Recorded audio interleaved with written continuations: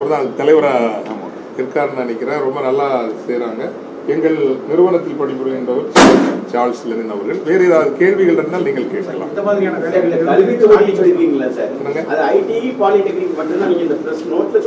இல்ல இல்ல ஐயோ அப்படி எல்லாமே, அதாவது 3 துறைங்க. முதல்ல வந்து மேனுஃபேக்சரிங் என்ஜினியரிங் படிச்சவங்க தாராளமா வரலாம். முக்கியமான பெரிய கம்பெனி, இப்போ டாடா எலக்ட்ரானிக்ஸ்ங்கிற கம்பெனிங்க ஓசூர்ல இருக்குது. அவங்களுக்கு 30,000 வேலை தேவைப்படுது. ஆனால் அந்த 30,000 பேர் இங்கேருந்து ஓசூருக்கு போவாங்களா? அதுதான் அவங்களுக்கு சிக்கல். ஏன்னா இந்த இப்போ வந்து நிறைய பேர் ஸ்டார்டிங் சேலரி ஒரு 17,000 தான் இருக்கும்.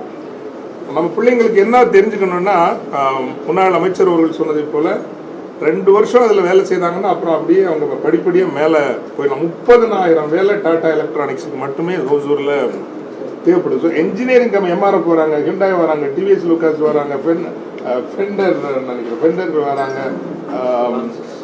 நிறைய அந்த மாதிரி என்ஜினியரிங் கட்டாயம் வரலாங்க. ஒன்று ஏன் நாங்கள் இந்த ஐடிஐ பாலிடெக்னிக் சொல்கிற காரணம்னா, அது நல்ல சம்பளத்துக்கு வேலை இருக்குது. யாருமே ஆள் இல்லை, நிறைய வேலை இருக்குது. ஐடிஐ பாலிடெக்னிக் படித்தவங்களுக்கு நல்ல சம்பளத்தில் நிறைய வேலை இருக்குது. அது ஏதோ நம்ம சமூகத்தில் இந்த சாதி அமைப்பு மாதிரி அந்த என்ஜினியரிங் எம்பிஏ படித்தாதான் கொஞ்சம் மேலே, ஐடிஐ பாலிடெக்னிக் படித்தா கொஞ்சம் கீழேங்கிற மாதிரி ஒரு புரிதல் வந்துருச்சு. ஆனால் நிறைய வேலை இருக்குது. இன்னொன்று, இது பிஎஸ்எஃப்னு சொல்லுவாங்கள்ல, பேங்கிங், ஃபினான்ஸ், இன்சூரன்ஸ், நிறைய கம்பெனி வராங்க. ஸ்ரீராம் ஃபினான்ஸ் வராங்க, ஈக்விட்டாஸ் வராங்க, சிட்டி யூனியன் பேங்க் வராங்க, ஆக்சிஸ் பேங்க் வராங்க, முத்தூட் ஃபினான்ஸ் வராங்க. இதில் எல்லாத்துலேயுமே நீங்கள் பார்த்தீங்கன்னா கொஞ்சம் கௌரவமாக உட்காந்து வேலை பார்க்கலாம். இருக்கும் ஒரு 20,000 25,000 30,000 சம்பளம் ஈஸியாக கிடைக்குது. இது வரைக்குமே 20 கம்பெனி அப்படி பேங்கிங், இன்சூரன்ஸ், ஃபைனான்ஸ்லேருந்து பதிவு பண்ணியிருக்காங்க. ஹெல்த் கேர், நர்சிங் படித்தவங்க, பேராமெடிக்கல் படித்தவங்க, லேப் படித்தவங்க அவங்க வரலாம். எம்பிஏ ஃபினான்ஸ் படித்தவங்களும் வரலாம். கல்லூரிகளையும் கூப்பிட்டு இருக்கிறோம். இந்த டீச்சர்ஸ் ரெக்ரூட்மெண்ட் அப்படிலாம் இருந்தால் வாங்கன்ட்டு அதை நம்ம பப்ளிக்காக எங்களால் உறுதியாக சொல்ல முடியல, வருவாங்களா வரமாட்டாங்களான்ட்டு. பட் நீங்கள் கேட்ட கேள்விக்கு என்ஜினியரிங் வரலாம், ஐடி வரலாம், பாலிடெக்னிக் ஐடி வரலாம், ஹெல்த் கேர் அண்ட் மேனேஜ்மெண்ட் வரலாம், ஆர்ட்ஸ் அண்ட் சயின்ஸ். ஏன்னா இந்த பேங்க்கில் வேலை பார்க்குறவங்க அதிகமாக எதிர்பார்க்குறது ஆர்ட்ஸ் அண்ட் சயின்ஸ் எதிர்பார்க்குறாங்க. கொஞ்சம் பக்குவமாக பேசணும், கொள்ளணும், இந்த உறவு பப்ளிக் ரிலேஷன் எதிர்பார்க்குறாங்களே தவிர பெரிய டெக்னிக்கல் ஸ்கில்லாம் அவங்க எதிர்பார்க்குறது இல்லை. அதனால் ஆர்ட்ஸ் அண்ட் சயின்ஸும் வரலாம். எல்லாரும் தைரியமாக வரலாங்க. ஓரளவுக்கு கொஞ்சம் நல்ல முறைப்படியாக ஒரு 3 மாதமாக திட்டமிட்டு நல்லபடியாக பண்ணியிருக்கிறோம். ஏன்னா பலரும் சேர்ந்து செய்கிறதுனால அதாவது இன்ன அளவுக்கு வந்து 142 நிறுவனங்கள் பதிவே பண்ணிட்டாங்க. நாங்கள் வந்து அவங்களே இமெயிலுக்கு வந்து அவங்க பதிவு பண்ணால் மட்டும்தான் நாங்கள் கணக்கில் எடுக்கிறோம். 142 கம்பெனி. இன்னும் 10 நாள் இருக்குது. எங்கள் கணக்குப்படி ஒரு 170 கம்பெனியாவது கட்டாயம்.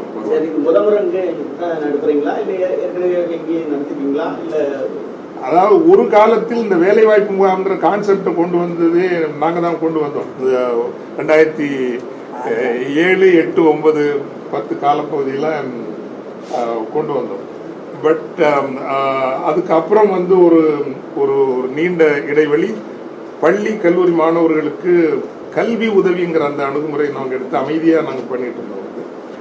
இப்போ வந்து ஒரு பொதுவான ஒரு வேலைவாய்ப்பு நெருக்கடி பெரிதாக வரப்போகிறதுங்கிறப்போ அந்த துறையை நம்ம கவனப்படுத்தலாம்ங்கிறனால தான் இப்படி திருநெல்வேலிக்கு வந்தப்போ மாண்பு முன்னாள் அமைச்சர் அவர்களே அவங்களுடைய உதவி கேட்டோம். அதுக்கு முன்னாடியே பொறுப்பு அமைச்சர் முதல்ல போய் பார்த்தோம். நாங்கள் மாண்பு நேரு அவர்களை போய் பார்த்தோம். ரொம்ப நல்ல முயற்சி, நீங்கள் உடனே செய்யுங்க, கட்டாயம் செய்யுங்க அப்படின்னாங்க. அப்புறம் மாவட்ட ஆட்சித்தலைவரை வந்து ஒரு மாதத்துக்கு முன்னால் சந்தித்தோம். இப்படி செய்ய போகிறோம், மாவட்ட நிர்வாகத்தினுடைய ஆதரவு வேணும்னு நாங்களே எடுத்து செய்யலாம்னு இருந்த ஒரு விஷயம். ரொம்ப ரொம்ப நல்ல விஷயம். என்னென்ன செய்யணுமோ எல்லாம் நம்ம செய்வோம் அப்படின்னு சொன்னாங்க. ஸோ இது நெல்லையில் தொடங்குகிறோம், பொருணையில் தொடங்குகிறோம், நவம்பரில் புதுச்சேரி, மார்ச்சில் சென்னை, ஆண்டு முழுவதும் அப்படி பயணம் செய்து கொண்டே இருக்கும். அது ஒன்று. இன்னொன்று, நாங்கள் சொன்னது மாதிரி இப்போ இங்கே வேலை கிடைக்காத பிள்ளைங்களுக்கு அப்படி நாங்கள் விட போகிறதே கிடையாது. அவங்களுக்கு ஆர்வம் இருந்தால் நிறைய கம்பெனிஸ் இருக்காங்க, ட்ரைனிங் கம்பெனிஸ் இருக்கிறாங்க. கவர்மெண்ட்டே அந்த ட்ரைனிங் கம்பெனிஸுக்கு காசு கொடுக்குறாங்க. நீங்கள் யாராவது பயிற்சி கொடுத்து வேலை வாங்கி கொடுத்தீங்கன்னா அதுக்கான எல்லா செலவுகளையும் கவர்மெண்ட் இன்னைக்கு கொடுக்குறாங்க. சென்ட்ரல் கவர்மெண்ட் கொடுக்குறாங்க, ஸ்டேட் கவர்மெண்ட் கொடுக்குறாங்க. 2 கவர்மெண்ட்டுமே இந்த ஸ்கில் டெவலப்மெண்ட்டுக்கு நிறைய பணம் செலவழிக்கிறாங்க. ஸோ அந்த எங்களோட வேலை என்னென்னா இதெல்லாம் தொடர்புபடுத்துறது.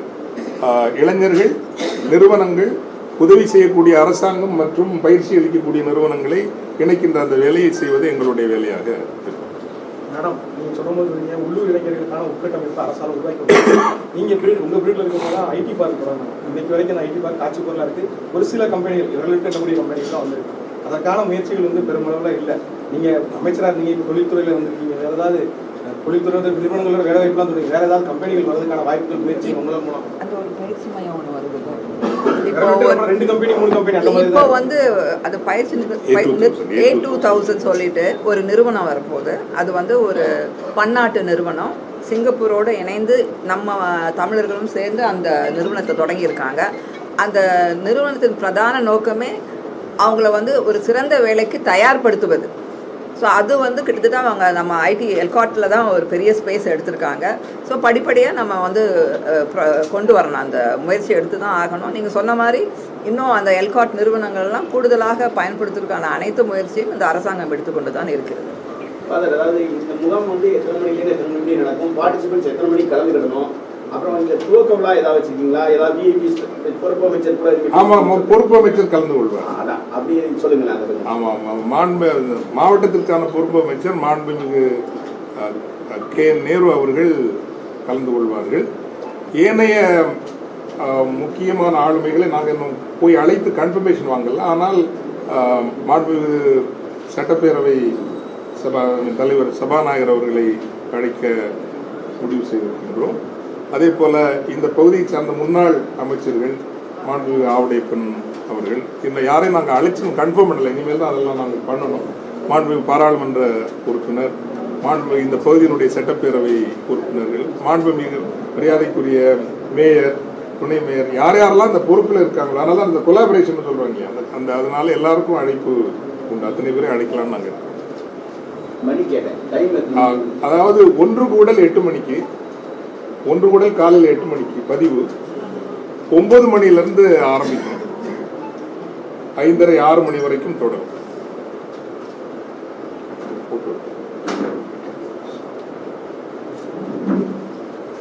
ஐயா உங்க பேர் சொல்லுங்க. ஏன்னா நாங்க நிறைய நல்ல விஷயங்கள் சொல்றதுக்கு நீங்க உதவியா இருந்திருக்கீங்க.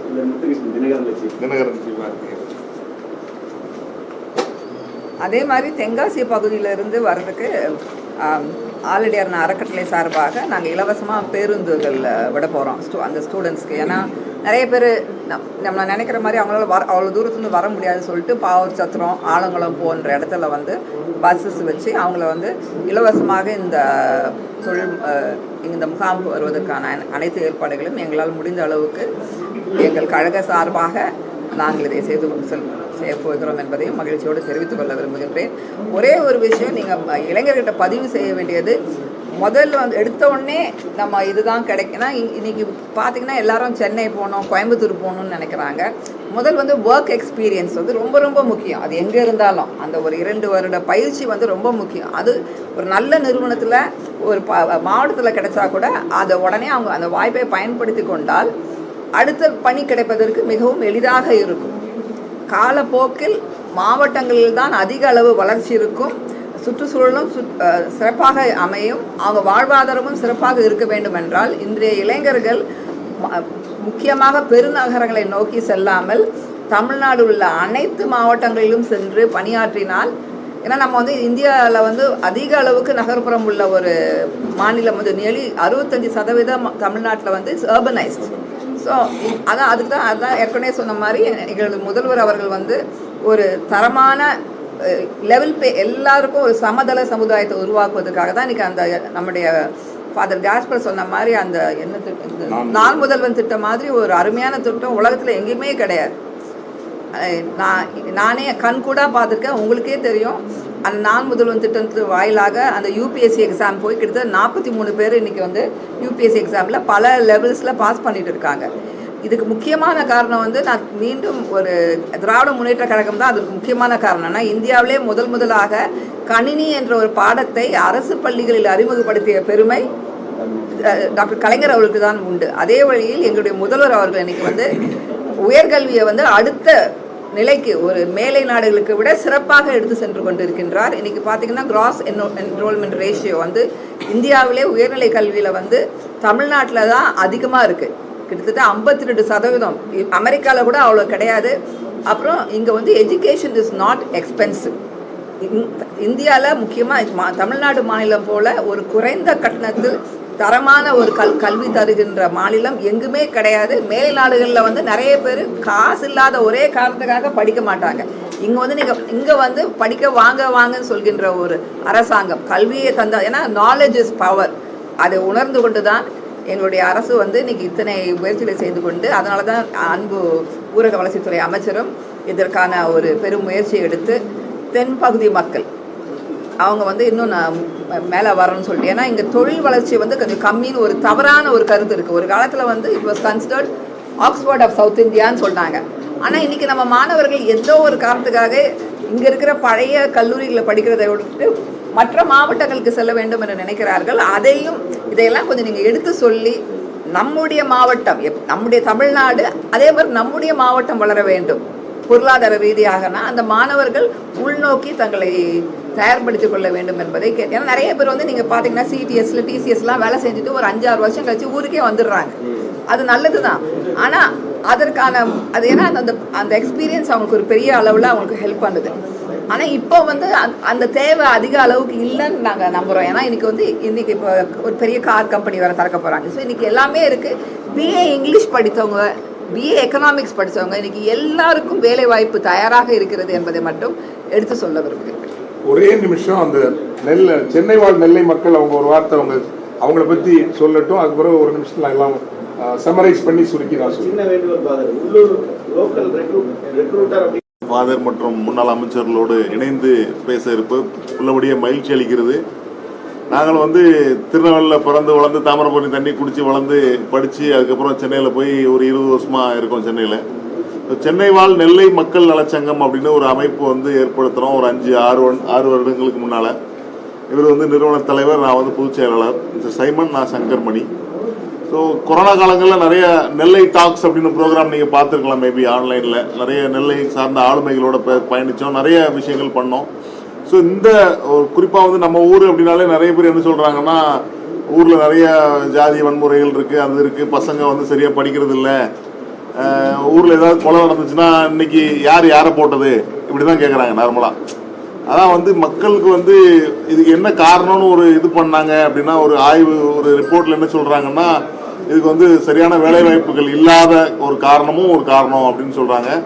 அதுக்கு வந்து ரைஸ் அமைப்பும் கிவ் லைஃப்ஸும் ஒரு அருமையான ஒரு திட்டத்தை இந்த விஷயங்களை மாபெரும் வேலைவாய்ப்பு முகாமை ஆர்கனைஸ் பண்ணும்போது நாங்களும் அவங்களுக்கு சப்போர்ட்டாக இருக்கணும். ஏன்னா எங்களோட முதல் நோக்கம் வந்து ஊரோட நல்ல விஷயம்தான், வேற எந்த இது இல்லாமல் நம்ம காமனாக ஒரு அமைப்பு.